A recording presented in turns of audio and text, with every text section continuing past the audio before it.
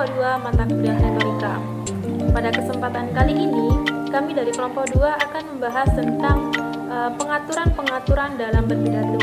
Salah satunya yakni pengaturan suara dalam berpidato.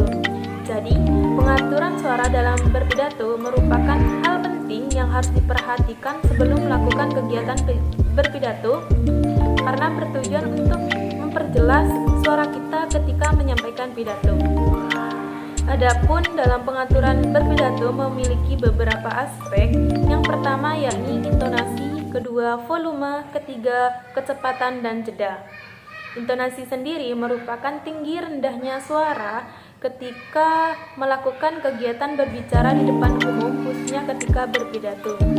Jadi, pastikan ketika kita berpidato menggunakan intonasi yang jelas, yakni sesuai dengan apa yang kita maksud. Kita bisa memberikan penekanan pada topik tertentu untuk memperjelas apa yang kita maksud sehingga pendengar dapat mempercayai informasi yang kita sampaikan. Yang kedua yakni volume. Jadi seseorang yang berpidato perlu mengenal di mana mereka akan melakukan kegiatan pidato. Jika mereka melakukan kegiatan pidato di luar ruangan, maka mereka bisa meninggikan volume suaranya agar penyampaian pesan dapat didengar dengan baik oleh para pendengar. Sebaliknya, jika pidato dilakukan di ruangan tertutup, maka komunikator atau orang yang berpidato bisa menyesuaikan volume suaranya, yakni tidak terlalu rendah dan juga tidak terlalu tinggi. Yang terpenting, komunikator dapat menyampaikan pesan atau informasinya kepada audiens dengan menggunakan suara yang jelas. Adapun aspek yang ketiga yakni tentang kecepatan berbicara dan jeda. Jadi pastikan seorang komunikator yakni harus memiliki kemampuan yang baik untuk mengatur cepat lambatnya ketika berbicara atau ketika berpidato. Apabila seorang komunikator menggunakan nada yang terlalu cepat dalam berpidato, maka audiens akan mengalami kesulitan untuk mendengarnya karena dirasa penyampaian informasi itu tidak jelas. Namun sebaliknya, jika komunikator menggunakan bicara yang terlalu lambat, maka audiens juga akan merasa bosan dan jenuh dengan apa yang disampaikan oleh komunikator. Jadi pastikan ketika kita melakukan kegiatan berpidato, kita bisa menyesuaikan kecepatan suara kita dengan tujuan dari pidato kita dapat tersampaikan dengan jelas.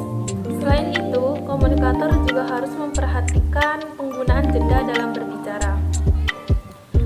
Penempatan jeda yang tepat dalam berbicara akan memberikan kesempatan kepada audiens untuk mencerna isi pesan dengan baik. Dan apabila komunikator tidak bisa menyesuaikan jeda ketika berbicara, tentunya audiens juga akan merasa kebingungan dengan apa yang dimaksud oleh komunikator.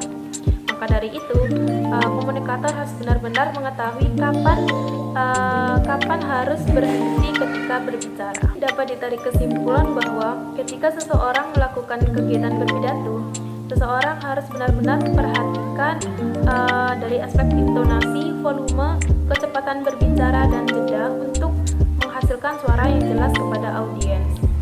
Nah, selain itu, di sini saya juga akan menjelaskan tentang trik atau tips untuk menciptakan suara yang jelas ketika menyampaikan pidato. Pertama, kalian bisa berlatih pernafasan minimal 3-4 kali dalam seminggu. Tips ini berguna untuk mengatur pernafasan kalian ketika berbicara. Dengan demikian, ketika kalian berbicara, kalian dapat berbicara dengan baik tanpa harus terbata-bata. Yang kedua, latihan artikulasi. Nah, latihan artikulasi ini berguna untuk memperlancar cara pengucapan kalian ketika berbicara di depan umum. Yang ketiga yakni meningkatkan rasa percaya diri. Rasa percaya diri yang dimiliki seseorang akan menghilangkan rasa gugup pada dirinya. Jika seseorang memiliki rasa gugup ketika berbicara, maka akan berpengaruh terhadap kualitas suara mereka. Yang terakhir yakni bisa berlatih tentang variasi kecepatan dalam berbicara. Tips ini berguna untuk menyeimbangkan kecepatan suara kita ketika melakukan berpidato, yaitu raut muka dan gerak tubuh saat berpidato. Bahasa tubuh dalam berpidato merupakan hal yang terpenting dalam berpidato, karena dengan hal ini kita dapat memberikan kesan makna kepada para audiens, memahamkan audiens kita makna yang hendak kita sampaikan. Namun, raut muka dan gerak tubuh yang tidak tepat juga dapat memberikan pandangan negatif terhadap audiens. Dengan bahasa tubuh juga kita dapat mengekspresikan kita dengan apa yang akan kita sampaikan kepada audiens. Dan hal ini salah satu penunjang kesuksesan dalam berpublic speaking. Selain suara, raut muka juga sangat penting dalam menampilkan sebuah pidato. Sebab pada raut muka, pendengar menggantungkan penilaian terhadap pembicara, baik suka atau tidak suka sekalipun. Raut muka dinilai memberi pengetahuan yang lebih mendalam tentang perasaan pembicara ketimbang pembicaraannya. Raut muka mengekspresikan jiwa, terutama melalui sorot mata. Ketika jiwa itu gembira, mata tampak terang. Ketika jiwa sedih, mata terlihat redup. Binar mata pembicara dapat memantik binar serupa dari mata pendengar. Demikian pula ketika mata kita sayu, pembicara dapat mendorong mata seseorang pendengar menjadi sayu. Selain mata, alis juga mempunyai peran dalam membentuk bahasa nonverbal di dalam mimik muka. Ketika seseorang marah, alis akan menegang. Ketika dalam kesedihan, alis akan menciut, dan sukacita, alis akan tampak rileks. Ekspresi seperti itu harus disadari oleh pembicara publik supaya bahasa nonverbal selaras dengan bahasa verbal dan kondisi yang dihadapi. Kemudian ada gerak tubuh yang mencakup gerakan kepala, badan, dan lengan. Gerak tubuh terbagi menjadi dua, yaitu gerak tubuh alami dan gerak tubuh rekayasa. Yang pertama, gerak tubuh alami, yaitu gerakan muncul tanpa disengaja tapi dapat diidentifikasi maknanya. Yang kedua, gerakan tubuh rekayasa. Gerakan rekayasa dibuat secara sengaja oleh pembicara dengan makna tertentu. Kemudian ada gerak tubuh yang tidak bermakna, terbagi menjadi beberapa bagian. Yang pertama, gerak tubuh pembuka, yaitu gerak tubuh yang memulai wacana pembicaraan dengan merapikan atau mencari posisi nyaman kita saat berpidato. Yang kedua, gerak tubuh diskriminatif. Gerakan ini dipakai untuk menerangkan, menekankan, atau menanyakan sesuatu dengan menggerakkan tangan kita ketika berpidato seperti saudara-saudara sekalian. Kemudian yang ketiga, gerak tubuh tegas. Gerakan ini dilakukan untuk agar audiens kita merasa diperhatikan dengan wajah menghadap ke kiri, kemudian menghadap ke kanan. Nah, ada tips trik untuk menyampaikan gerak dan ekspresi saat berpidato. Yang pertama, kontak mata. Kontak mata merupakan bagian dari hal terpenting dalam berpidato, karena dengan hal ini audiens akan merasa diperhatikan, dan ini merupakan hal pendukung dalam komunikasi antara si pembicara dan audiens. Yang kedua, gerakan tangan. Dengan hal ini bisa menambahkan pesan yang ingin kita sampaikan kepada audiens. Biasanya gerakan tangan ini dapat dilakukan tanpa disadari oleh pembicara atau mengalir begitu saja. Yang ketiga, berjalan atau gerak dengan berpindah tempat pada saat berbicara di depan dapat menambahkan kepercayaan diri dan memberikan kenyamanan kepada si pembicara dengan melakukan langkah-langkah kecil dan berpindah tempat agar tidak monoton di satu tempat. Yang keempat, ekspresi wajah. Ekspresi wajah merupakan hal yang juga paling berpengaruh dalam berpidato dan membantu dalam memberikan pesan yang akan disampaikan. Yang kelima, yaitu postur tubuh. Postur tubuh merupakan hal yang penting dalam berpidato karena dapat memberikan kesan kepada si pembicara dan menambahkan kredibilitas dalam materi yang akan disampaikan. Terbuka dalam menghadapi penonton, karena ketakutan dapat membuat audiens ragu dengan apa yang kita sampaikan.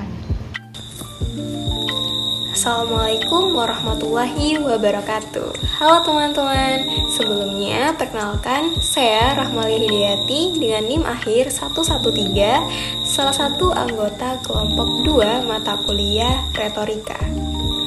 Pada kesempatan kali ini, saya akan menjelaskan teknik menghafal isi pidato dan berbagi tips bagaimana cara untuk menghafalkan isi pidato dengan waktu yang pendek dan singkat, namun memiliki hasil yang maksimal untuk teman-teman semuanya.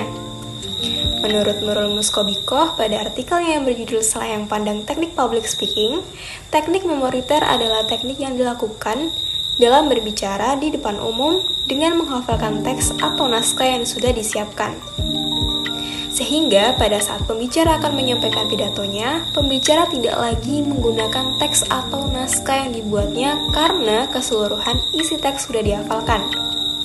Dalam teknik ini, pembicara dituntut untuk menguasai susunan bahasa, ide, dan gagasan yang ada di dalam teks, yang mana teknik ini cocok untuk mereka yang memiliki daya ingat yang tinggi. Selain itu, teknik ini juga cocok untuk mereka yang memiliki pembahasan atau topik yang menarik dan sederhana, yang mana waktu yang digunakan untuk menyampaikan topik ini tidak terlalu lama. Tetapi, teknik memoriter tidak disarankan untuk mereka yang tidak memiliki kapasitas daya ingat yang tinggi, karena jika teknik ini digunakan akan menimbulkan resiko seperti kurang menariknya pembahasan yang disampaikan karena pembicara akan kebingungan dan berfokus dengan kesalahan pembicara sendiri. Bagi sebagian orang yang tidak suka berpidato, menghafal pidato itu adalah bagian yang tak kalah beratnya dengan menguras samudra atau mungkin mengangkat batu besar. Nah, bagaimana jika hal ini terjadi kepada teman-teman ketika diminta untuk cepat menghafal pidato dengan tujuan dan maksud tertentu? Apalagi dituntut untuk menjadi pemenang dalam ajang kompetisi ataupun perlombaan pidato. Bagaimana nih jika hal ini terjadi dengan kalian? Dengan cara ini, insya Allah kalian akan mendapatkan hasil yang sangat memuaskan. Berikut cara tips menghafal isi pidato dari kelompok kami. Yang pertama, pahami isi pidato. Jadi sebelum menghafal, pastikan kalian memahami sepenuhnya isi dari pidato tersebut. Pahami secara pahami setiap poin penting seperti argumen dan struktur keseluruhan pidato. Kedua, bagi pidato menjadi beberapa bagian. Pecah pidato menjadi bagian-bagian yang lebih kecil. Fokus untuk menghafal satu bagian terlebih dahulu sebelum melanjutkan ke bagian selanjutnya. Yang ketiga, latihan berulang. Latihan adalah kunci dalam menghafal. Ulangi pidato secara berkala untuk memperkuat ingatan kalian. Yang keempat, silakan tulis keseluruhan isi pidato di atas lembar kertas jika pidato kalian tidak terlalu panjang. Cobalah mengulangi proses ini beberapa kali. Bagi sebagian besar orang, informasi yang direkam secara berkala akan lebih mudah diingat dan diserap oleh otak mereka. Itulah mengapa menuliskan isi pidato kalian di atas selembar kertas mampu membantu otak kalian mengingat informasi yang perlu disampaikan. Yang kelima, ketik isi pidato kalian selayaknya menulis pidato akan mampu membuat otak kalian menyerap informasi. Dengan memanfaatkan metode pembelajaran visual, umumnya mengetik informasi membutuhkan waktu yang lebih singkat daripada menulis. Alhasil, kalian akan memiliki kesempatan untuk menghafal lebih banyak materi dalam semalam. Yang keenam, melatih pidato kalian di hadapan orang lain. Misalnya berlatih pidato di depan teman. Jika kalian mempunyai teman yang memiliki banyak waktu dan bersedia mendengarkan serta mengkritik pidato kalian. Hal ini akan bertujuan untuk melatih mental kalian. Jika tidak ada teman untuk mendengarkan, cobalah kalian rekam diri kalian sendiri ketika sedang berlatih pidato menggunakan HP. Yang ketujuh, beristirahatlah dengan baik. Pastikan kalian istirahat yang cukup sebelum sesi menghafal. Istirahat yang cukup dapat membantu meningkatkan daya ingat. Dengan konsistensi, kesabaran, dan teknik yang tepat, kalian akan dapat menghafal isi teks pidato dengan lebih efektif. Semoga tips dari kelompok bisa membantu. Terima kasih. Baik, di sini saya akan menjelaskan mengenai karakteristik pemakaian gaya bahasa dalam berpidato. Dalam karakteristik pemakaian gaya bahasa dalam berpidato terdapat 10 poin. Poin yang pertama adalah mengenai kredibilitas atau etos. Kredibilitas atau etos ini merupakan satu poin yang merupakan bagian dari karakteristik pemakaian gaya bahasa dalam berpidato, di mana pada poin ini berbicara mengenai tentang bagaimana seorang autor dalam membangun rasa percaya dirinya di hadapan audiens saat berpidato. Tidak hanya itu, poin tersebut bicara mengenai tentang bagaimana orator ataupun seseorang yang berpidato tentang bagaimana berpenampilan dengan baik dan juga etis di hadapan audiens. Poin yang kedua adalah mengenai pelibatan adanya pathos ataupun emosi. Pelibatan adanya pathos dan juga emosi di sini merupakan suatu poin dalam karakteristik pemakaian gaya bahasa dalam berpidato tentang bagaimana caranya seorang orator mampu meraih empati dari audiens melalui cara-cara seperti berbagi pengalaman ataupun bercerita tentang sesuatu yang dapat meraih empati dari audiens. Kemudian poin yang ketiga adalah mengenai penggunaan logos atau logika dalam berpidato. Penggunaan logos ataupun logika dalam berpidato di sini yang dimaksud adalah tentang pernyataan argumen yang digunakan oleh orator dalam berpidato.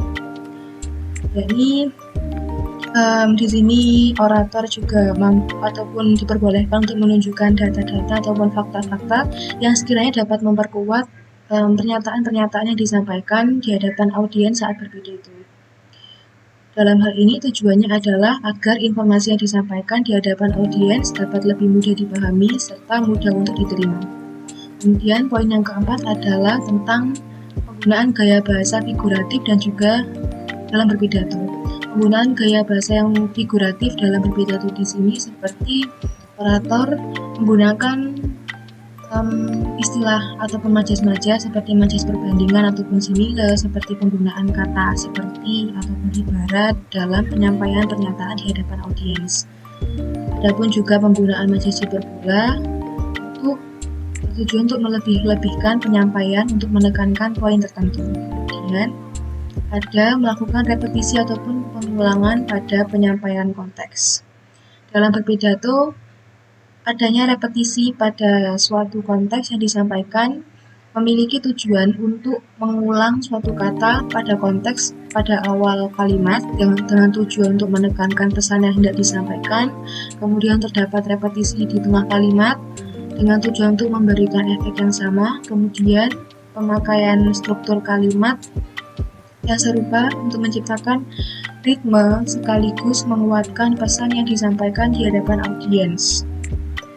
Kemudian poin yang keenam adalah memberikan pengajuan pertanyaan retoris kepada audiens. Dalam berpidato, orator juga perlu untuk memberikan pertanyaan retoris kepada audiens. Pertanyaan-pertanyaan tersebut diberikan kepada audiens dengan tujuan agar audiens dapat memiliki ataupun dapat memberikan pikiran kritisnya untuk menanggapi pertanyaan dari orator saat berpidato. Kemudian poin yang ketujuh adalah tentang menggunakan variasi diksi seperti pemilihan kata dan menyesuaikan pada konteks. Dalam berpidato, orator perlu memperhatikan tentang diksi ataupun kata apa saja yang hendak digunakan dalam berpidato. Pemilihan diksi ataupun pemilihan kata dengan menyesuaikan konteks dalam berpidato ini dinilai cukup berhasil dalam mendapatkan perhatian dan juga mendapatkan perhatian dari audiens dikarenakan penyampaian pesan dengan menggunakan kata-kata yang sesuai dengan konteks dapat membuat audiens lebih mudah memahami tentang apa yang disampaikan oleh orator saat berpidato. Kemudian poin yang ke-8 adalah menyisipkan humor di sela-sela penyampaian materi. Pemberian humor tersebut dinilai memiliki kekuatan yang cukup kuat untuk mencairkan suasana, di mana dalam setiap konteks komunikasi adanya humor memang ditujukan untuk mencairkan suasana. Hal tersebut ditujukan agar para audiens tidak merasa bosan saat mendengarkan tentang apa yang disampaikan oleh orator saat berpidato. Kemudian, dalam pemberian humor di sini, orator perlu memperhatikan beberapa hal yang perlu diperhatikan dalam berpidato, seperti memperhatikan tentang humor apa yang disampaikan di hadapan audiens, terus menghindari jargon-jargon yang sekiranya sulit dipahami oleh audiens.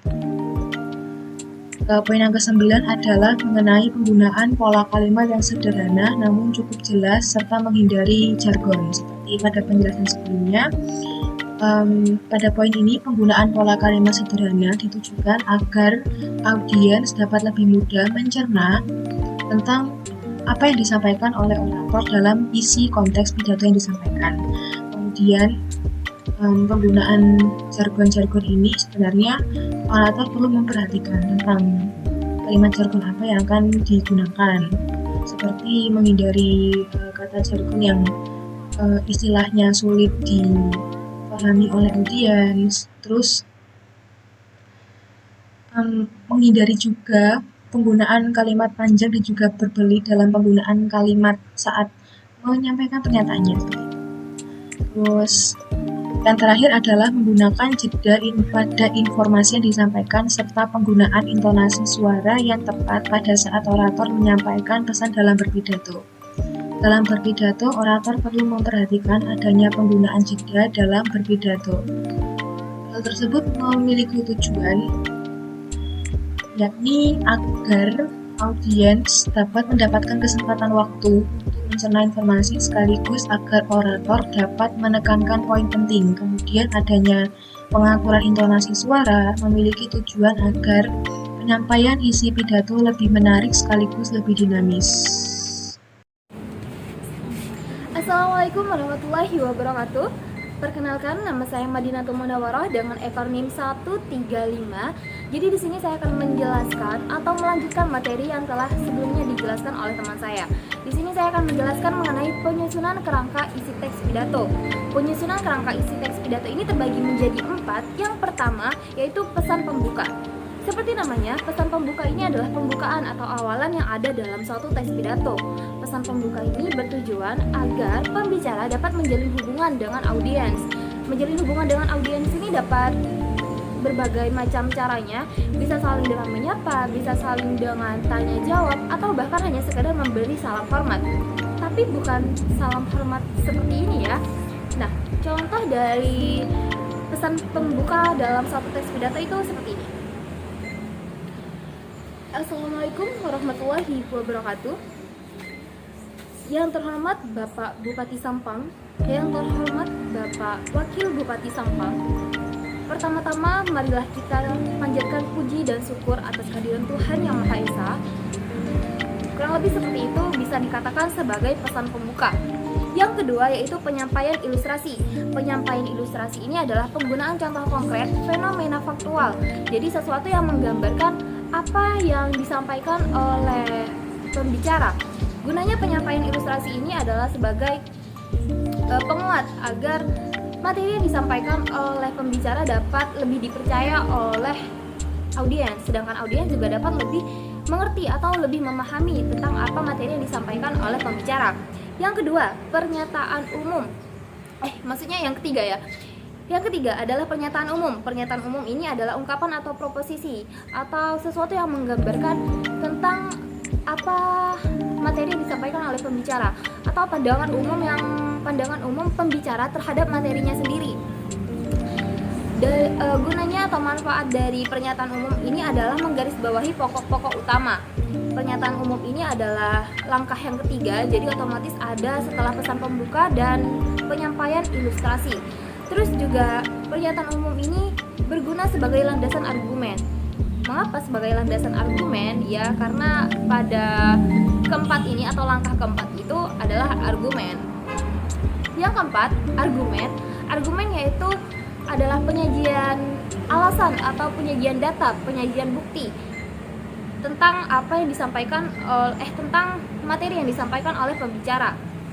Jadi bisa dikatakan argumentasi ini adalah sebagai penguat lagi Setelah tadi di penyampaian ilustrasi sudah diperkuat, namun pada argumentasi ini disampaikan bukti-buktinya seperti itu. Jadi sekian penjelasan dari saya. Assalamualaikum warahmatullahi wabarakatuh. Saya Nurul Latifah dengan akhiran NIM 140. Di sini saya akan menjelaskan tips and trik dalam penyusunan kerangka pidato.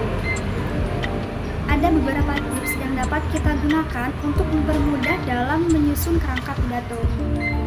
Sebelum kita menyusun kerangka pidato, ada beberapa langkah yang dapat kita lakukan. Yang pertama, memilih tema pidato. Sebelum kita menyusun kerangka atau naskah pidato, penulis harus memilih tema apa yang ingin disampaikan. Yang kedua adalah memilih tujuan pidato. Nah, setelah tema dipengaruhi, selanjutnya penulis harus memilih tujuan pidato. Hal ini penting karena tujuan berpidato akan berpengaruh pada gaya bahasa dan gaya pembawaan. Yang ketiga, menentukan serta menulis poin krusial. Nah, hal ini sangat penting. Poin ini penting karena mempermudah dalam menyusun kerangka pidato.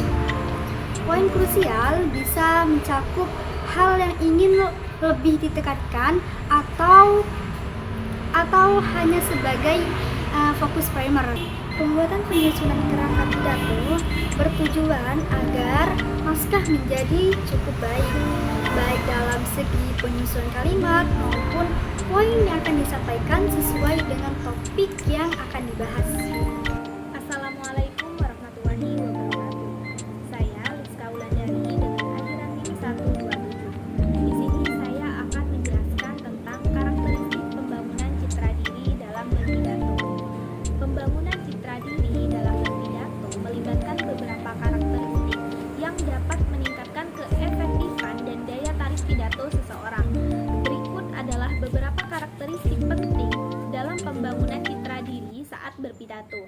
Yang pertama, kepribadian yang autentik. Penting untuk memperlihatkan kepribadian yang autentik dan jujur saat berpidato. Menampilkan diri yang sebenarnya akan membuat pendengar merasa lebih terhubung dengan pembicara. Yang kedua, kepedulian dan empati. Menunjukkan rasa peduli dan empati terhadap audiens dapat meningkatkan daya tarik pidato. Memperhatikan kebutuhan dan perasaan pendengar akan membuat mereka lebih terbuka dan terhubung dengan pesan yang kita sampaikan. Yang ketiga, kekuatan berbicara. Kemampuan untuk berbicara dengan percaya diri, jelas, dan meyakinkan merupakan karakteristik penting dalam pembangunan citra diri dalam berpidato. Penekanan yang tepat pada nada suara yang variatif dan intonasi yang tepat dapat menambah daya tarik kita ketika berpidato. Yang keempat, pengetahuan yang mendalam. Memiliki pengetahuan yang mendalam tentang topik yang dibicarakan akan meningkatkan kepercayaan diri dan otoritas si pembicara. Nah, pengetahuan yang kuat juga akan membantu dalam merumuskan argumen yang kuat dan meyakinkan. Nah, yang kelima, kemampuan beradaptasi. Kemampuan untuk beradaptasi dengan audiens dan situasi tertentu juga merupakan karakteristik penting untuk pembangunan citra diri saat berpidato. Fleksibilitas dalam gaya berbicara dan penyesuaian pesan sesuai dengan kebutuhan pendengar akan meningkatkan efektivitas ketika berpidato. Yang keenam, gaya berbicara yang menarik.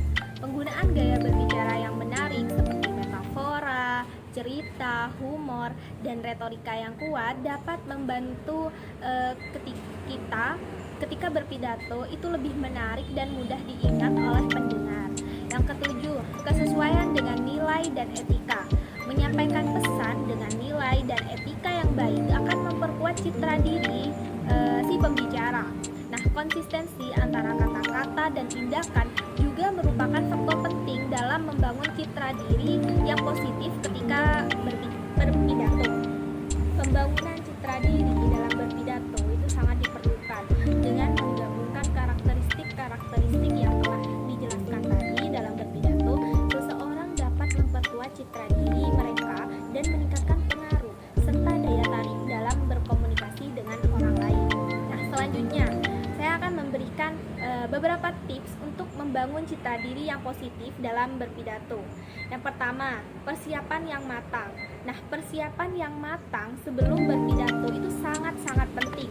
Mulailah dengan merumuskan tujuan kita berpidato itu seperti apa, mengumpulkan informasi-informasi yang relevan, dan merancang struktur pidato secara terperinci. Yang kedua, latihan berulang. Penting ketika sebelum berpidato itu kita melakukan latihan berulang untuk membantu memperkuat kepercayaan diri dan memastikan kelancaran dalam menyampaikan pesan. Latihan juga membantu dalam mengatasi ketegangan dan kecemasan yang mungkin muncul saat berpidato. Yang ketiga, kontrol tubuh dan suara. Penting untuk mengontrol gerakan tubuh, ekspresi wajah, dan intonasi suara saat berpidato. Postur tubuh yang tegak, kontak mata yang baik, dan pengaturan suara yang variatif akan meningkatkan daya tarik ketika berpidato. Nah, yang keempat, gunakan bahasa tubuh yang mendukung.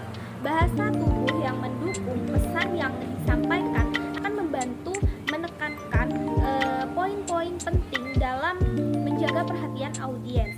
Jadi hindari gerakan yang terlalu berlebihan untuk ketika berpidato agar tidak mengganggu. Nah, yang kelima, kesesuaian dengan audiens. Penting untuk memahami audiens yang akan mendengarkan pidato Anda.